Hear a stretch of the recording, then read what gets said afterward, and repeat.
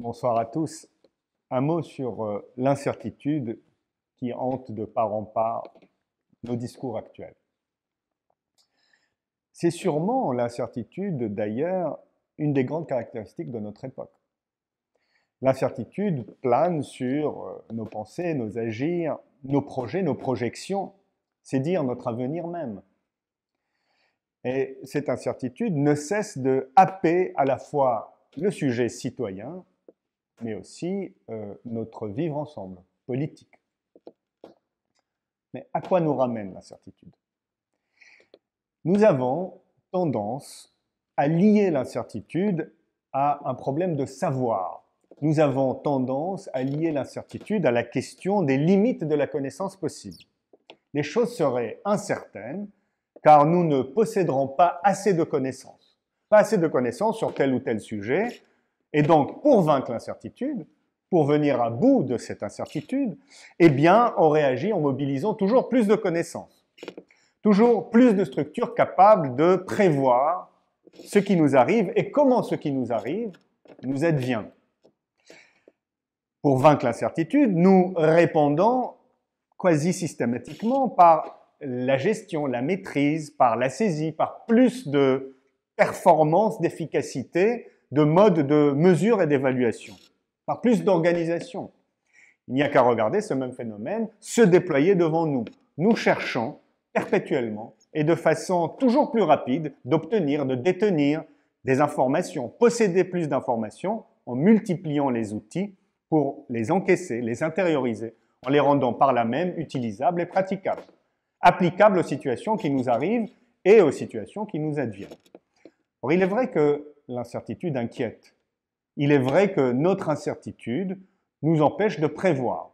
Il est vrai que l'incertitude généralisée aujourd'hui nous entraîne dans une situation où nous ne sommes plus libres de s'engager dans l'avenir en connaissance de cause. Et en ce sens, nous sommes devenus des otages de l'avenir, plus que des êtres confiants et libres face à l'avenir. Et en même temps, posons la question suivante. L'incertitude qui nous happe, disions-nous, ne viendrait-elle pas justement de cette volonté de trop vouloir comprendre, de trop vouloir saisir, de trop vouloir coordonner, ordonner, catégoriser, définir et prédéfinir? Si je poursuivais un peu dans cette lancée-là de questions, je me demanderais si la volonté de savoir, de tout savoir sur ce qui arrive ou peut arriver, d'avoir trop voulu comprendre ce qui nous est arrivé, ne serait pas la source d'une aggravation de l'incertitude. Je me demande, devant notre incertitude, si elle ne nous provient pas d'une trop grande assurance vis-à-vis des qualités et des formes du savoir.